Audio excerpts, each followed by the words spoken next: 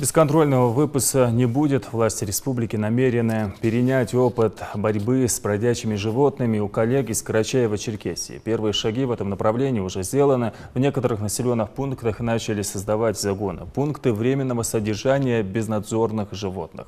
Кроме того, в селах будут проводиться рейды. Владельцам животных придется выплачивать штрафы. Такие меры вынужденные, и проблема действительно актуальная.